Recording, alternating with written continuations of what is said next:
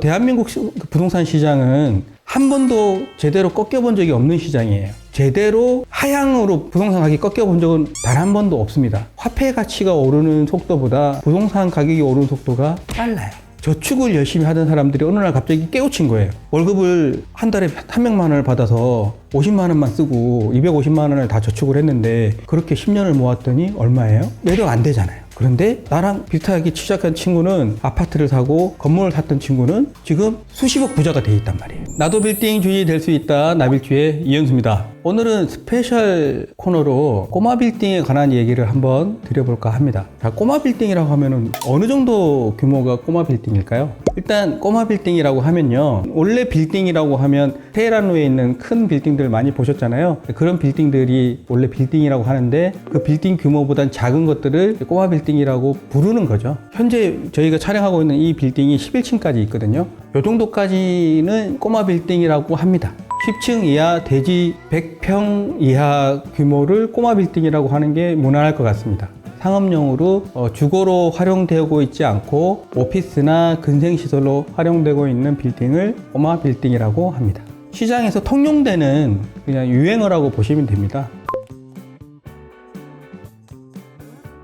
지금 서울에 있는 아파트 한 채 가격들이 보통 20-30억씩 하잖아요. 20-30억짜리 아파트에 살면서 수입을 발생시켜주진 않잖아요. 은퇴하신 노부부들이 보면 20-30억짜리 집에 굳이 월 수입이 없는데 살 이유가 없는 거예요. 주거를 굳이 할 이유가 없는 거예요. 그래서 아파트를 팔고 빌딩을 사는 금액이 20-30억이면 충분히 사거든요. 근데 매월 연금처럼 1,000만 원 가까운 돈이 임대료가 발생하기 때문에 꼬마 빌딩 하는 겁니다. 사실은 연금성 부동산 투자라고 접근하시면 가장 무난할 것 같습니다.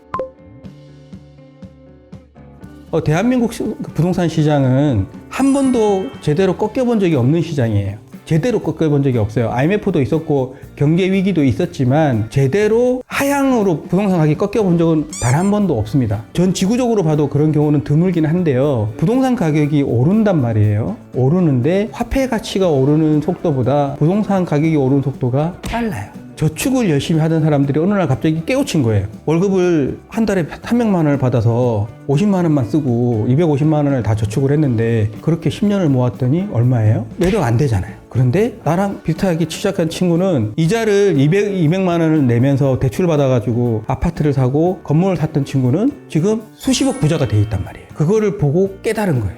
은행에다가 돈을 수억을 모으는데 그 기간 동안 그 돈을 땅에 투자를 하면 내 재산이 더 많이 커졌겠구나라는 학습을 하게 된 거예요. 대한민국 국민들이. 그래서 그 학습 효과 때문에 꼬마 빌딩이라는 시장이 유행하게 된 지가 15년, 20년 된 것 같아요. 실질적으로 유행하게 된 지가. 그전에는 사실은 부동산 투기가 많았죠. 꼬마 빌딩이 가장 밀집된 지역은 일단 강남 논현동 역삼동 지역이라고 보시면 됩니다. 왜냐면 지도상으로 한번 볼까요? 자, 보세요. 서초구 강남구를 보시면 수많은 지하철이 지나갑니다. 이렇게 많은 지하철이 강남구 전역을 지나가는 이유는 뭐냐면요, 강남구에 직장이 많다라는 거예요.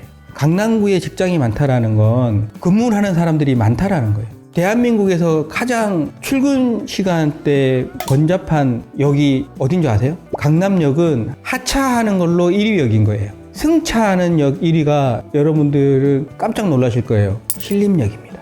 출근 시간대에 가장 많이 사람들이 지하철을 타는 역은 신림역, 출근 시간대에 가장 많이 하차하는 역은 강남역입니다. 그 이유가 뭐냐면 간단하게 해석할 수 있겠죠. 신림역 주변에 많이 사람들이, 직장인들이 많이 살고 신림역에 많이 사는 사람들의 직장이 강남역 주변이 많을 수 있다라는 통계적인 접근법인 거예요. 강남이 강남역 기준으로 해서 역삼역, 선릉역, 삼성역으로 해서 이 강남역에 있는 4개 역이 직장이 많은 거예요. 그런데 더 재밌는 건 9호선도 지나가죠. 그리고 7호선도 지나가죠. 그래서 이 많은 사람들이 먹고 놀고 근생 시설을 이용하고 하기 위해서는 구석구석 꼬마 빌딩들이 많이 들어가 있는 겁니다. 강남 땅은 빈 땅이 없습니다. 구석구석 건물이 다 들어가 있고 공터가 없어요. 건물을 지어 있지 않은 나대지 형태의 땅이 거의 없다고 보시면 돼요. 왜냐하면 그만큼 쓸모가 있기 때문에 그렇습니다. 그래서 가장 꼬마 빌딩이 많은 곳이 강남 3구라고 보시면 될 것 같습니다.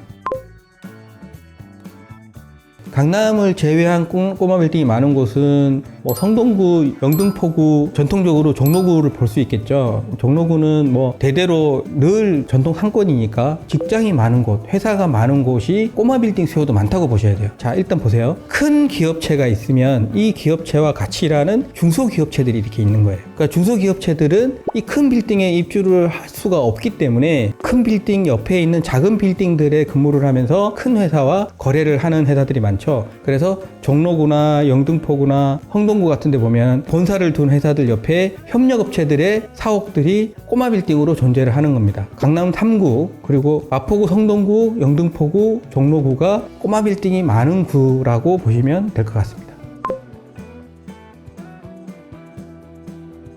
부동산이라는 건 절대적으로 임대가 맞춰지지 않으면 그 부동산은 빵원입니다.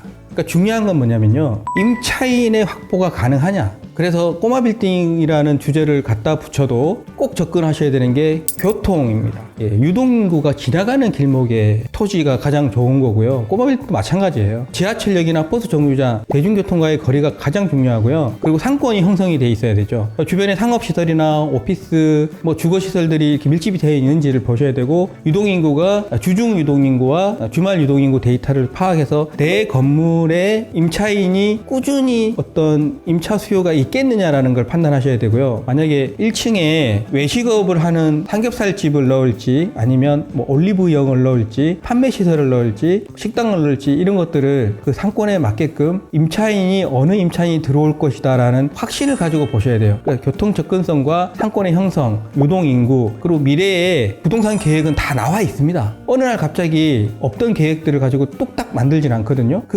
미래에 어떻게 부동산이 발전할 건지 나와 있는 것들을 살펴보시고, 도시개발 계획을 살펴보시고 어떻게 확장될 것인가 입지를 판단하셔야 되고요. 주변에 뭐 학교나 쇼핑몰, 인프라들도 확인하셔야 되고, 내 토지에 얼마나 높은 건물, 얼마나 큰 건물을 지을 수 있고 리모델링이 가능한지, 꼬마 빌딩을 신축으로 지을 수 있는지 일종 잘 검토를 하셔서 꼬마 빌딩 입지를 평가하셔야 되는데, 저는 첫 번째도 두 번째도 임차인 수요가 제일 중요하다고 생각합니다. 직접 지역을 이제 찾아가서 그 매물의 상태와 주변 환경을 보시는 게 중요하죠. 10년 후에 지금 여러분들은 부동산을 보는 관점이 완전히 달라져 있을 거예요. 내가 어떤 일을 하든 간에 부동산 공부는 지금 당장 관심을 가지셔야 돼요. 대출을 끼고 만약에 꼬마 빌딩을 사신다고 하면 오히려 마이너스가 되기 때문에 자기 자본으로 꼬마 빌딩을 매입을 하셔야 되는 시기인 겁니다. 지금은.